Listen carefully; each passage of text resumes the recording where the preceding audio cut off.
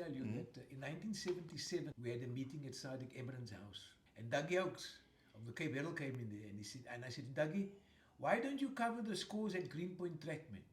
The only time you cover sport at Greenpoint Track is when there's a fight breaking out on the 4 o'clock game, or the referee is being manhandled. Then you say, sport at Greenpoint Track, wow, wow, wow, wow, wow. And he said to me quite candidly, I don't have anybody who can cover the games because there's rugby at Greenpoint Track, there's rugby at City Park, there's rugby at Western Province Board in Langa and Guguletu, there's also Tigerberg. So where do I get the staff from? Unless you can do me a rap. Yeah.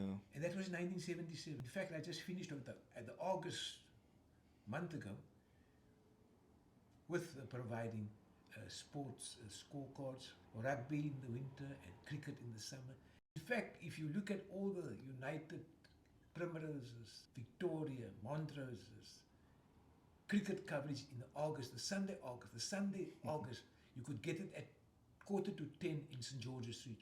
And if you're at Wynberg, Rashad Masson said to me that they waited till 11:45 for the Sunday August and read all about their scores. And now recently, because the boys' schools have transformed and most of the Craven Week players are people from the Cape Flats or from the townships, it's important that the Argus and the daily tabloids give coverage to schoolboy sport. And then that was the path that I followed. But it was freelance, and it gave me great pleasure to write about players and for them to see their name in lights, as it were, you know. And nobody covered non-racial sport. Very few newspapers covered non-racial sport.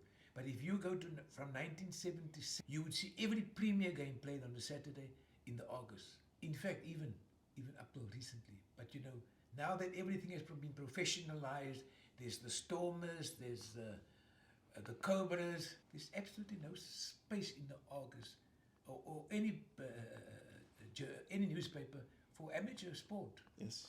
And also, like I said in one of my TikTok clips, I've also now made the switch to social media because that is where the readership is. Nobody reads unless you buy the Voice for other reasons, nobody buys the newspaper to read about sport.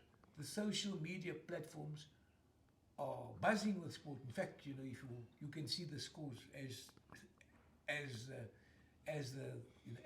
they are being updated on social media. Yeah, so there's various platforms where there's live scoring. Yes. And you can see like I say, freelance journalism brought me lots of satisfaction, and also for the players. Yes.